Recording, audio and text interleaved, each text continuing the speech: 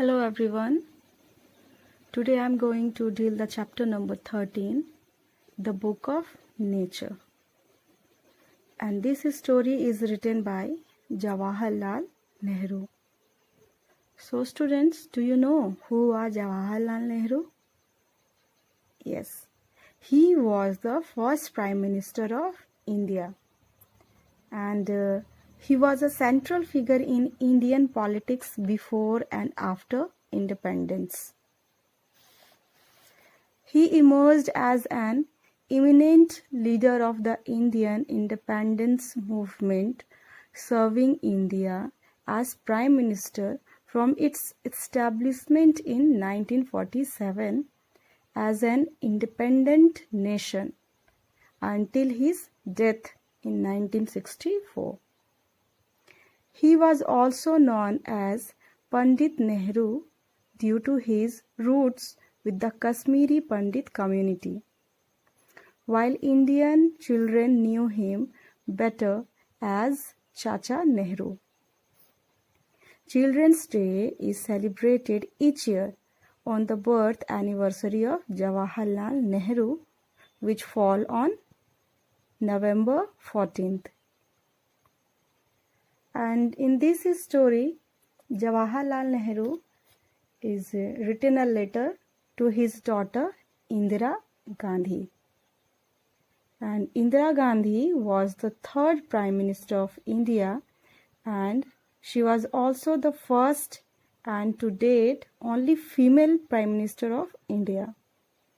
Indira Gandhi was the daughter of Jawaharlal Nehru.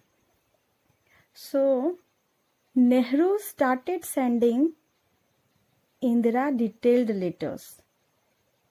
He wanted to give her an idea of natural history, evolution, languages, and the rise of civilizations.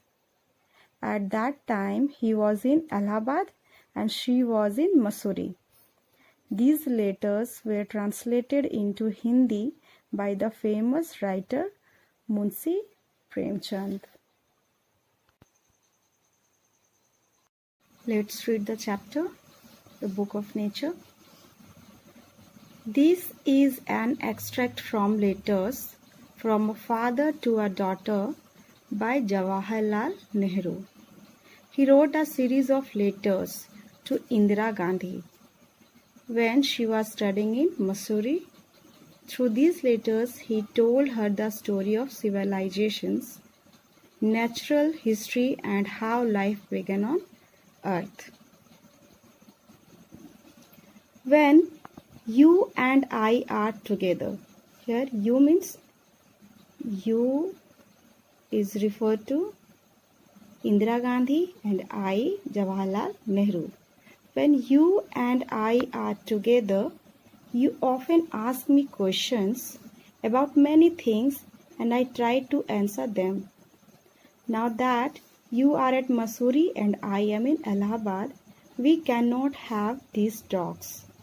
I am therefore going to write to you from time to time to share short accounts of the story of our earth and the many countries, great and small, into which it is divided. You have read a little about English history and Indian history, but England is only a little island and India, though a big country, is only a small part of the earth's surface.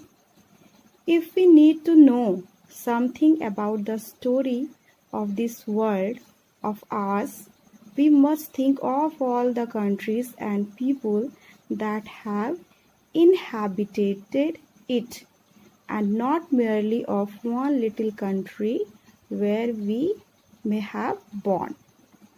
So here, this is an extract from letters from a father to a daughter by Nehru. Since Indira often asked him questions about many things, he answered them in these letters. So in the Book of Nature, Nehru talks about life originated on Earth. Okay, now come to the next paragraph. I am afraid I can only tell you very little in these letters of mine, but that little, I hope, will interest you and make you think of the world as a whole and of the other people in it as our brothers and sisters. When you grow up, you will read about the story of the earth and her peoples in fat books, and you will find it more interesting than any other story or novel that you may have read. So here, according to Nehru, it was essential to know about the story of the world, as it would help her think of the world as whole and of other people in it as our brothers and sisters. Okay. You know, of course, that our earth is very, very old, millions and millions of years old. And for a long, long time, there was no man or woman living in it. Before man came, there were only animals. And before animals, there was a time when no kind of life existed on the earth.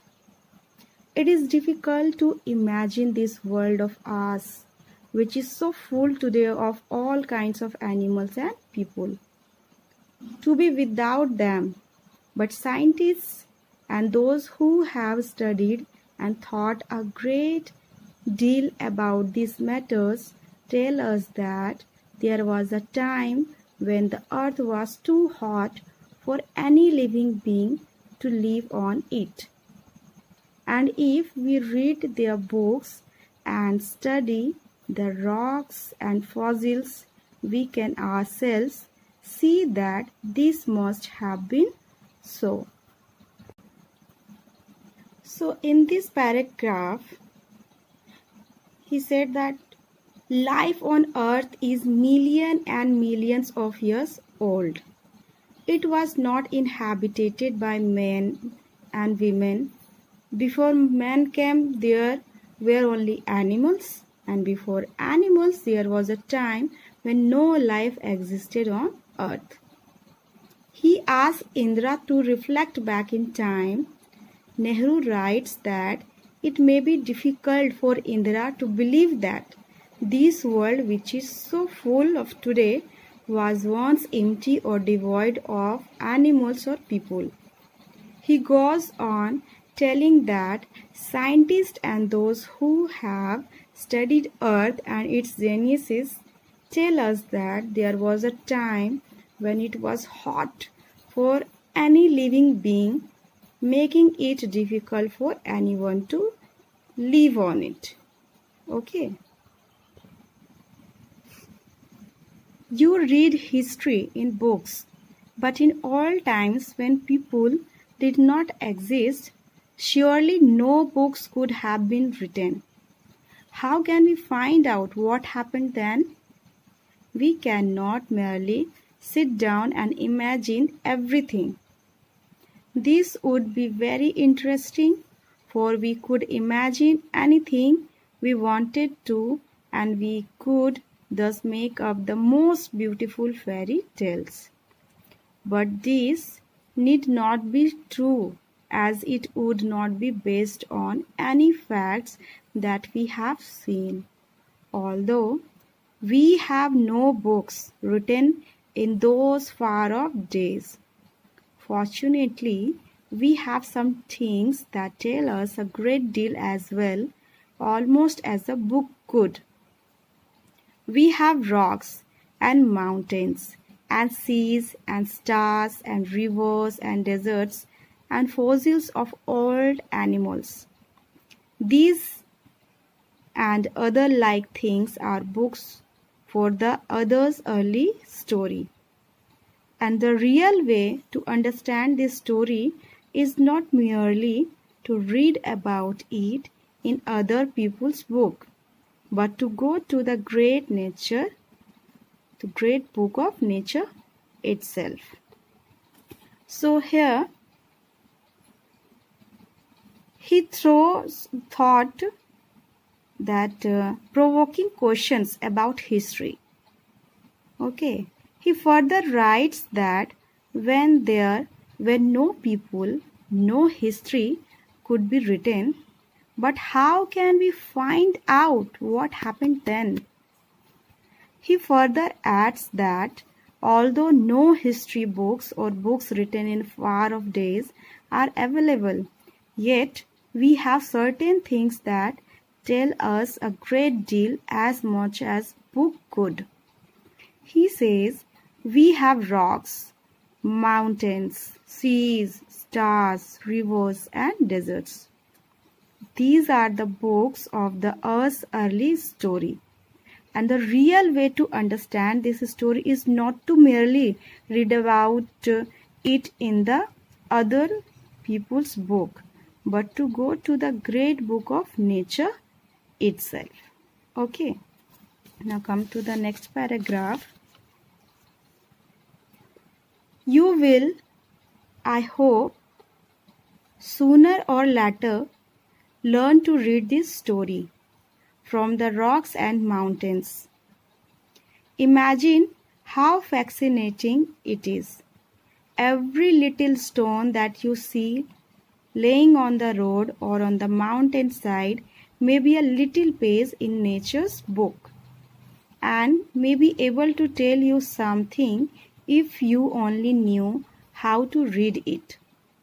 To be able to read any language, Hindi or Urdu or English, you have to learn the alphabet. So you must learn the alphabet of nature before you can read her story in her books of stone and rock.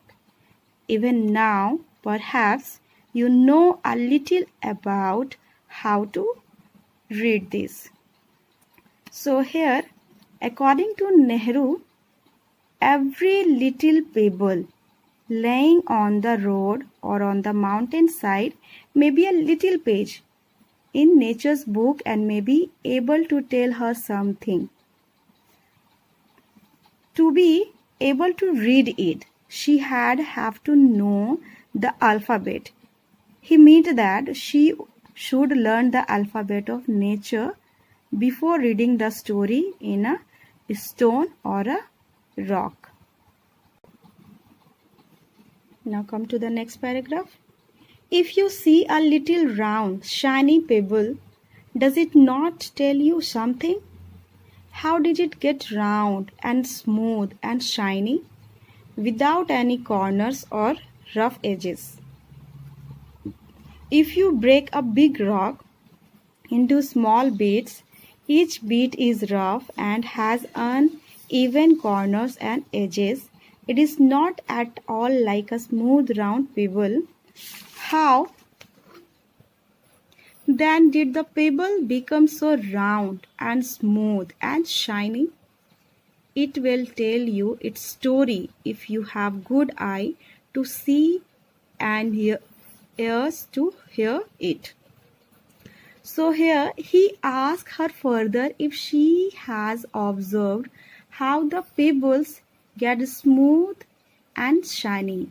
He says that if you break a big rock into small bits, each bit is rough and has uneven corners and edges.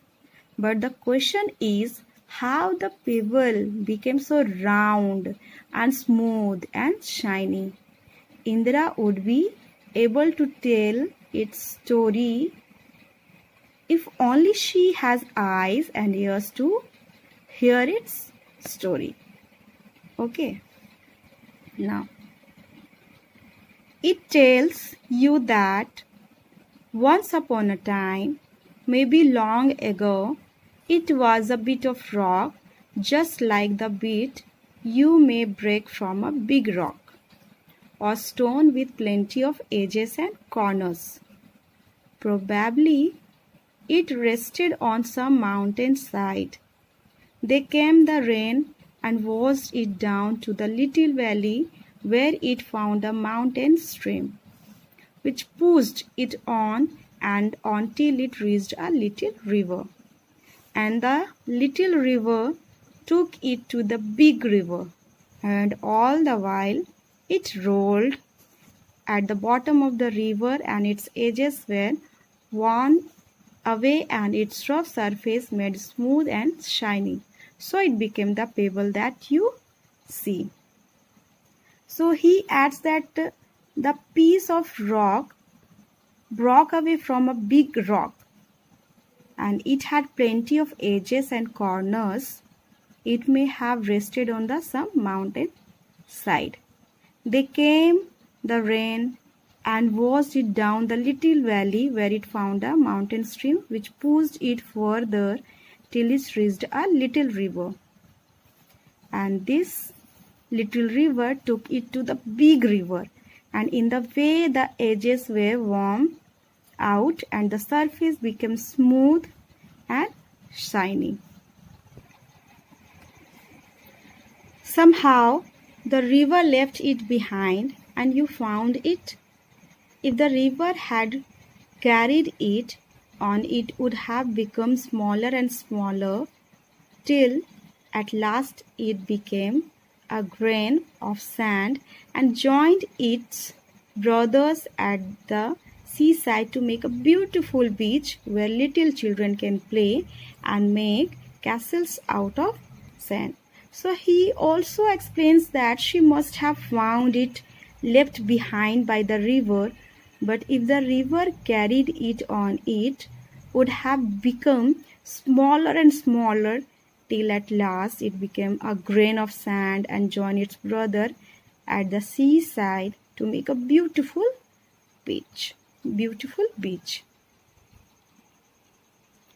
If a little pebble can tell you so much, how much more could we learn from the rocks and mountains and the many other things we see around us?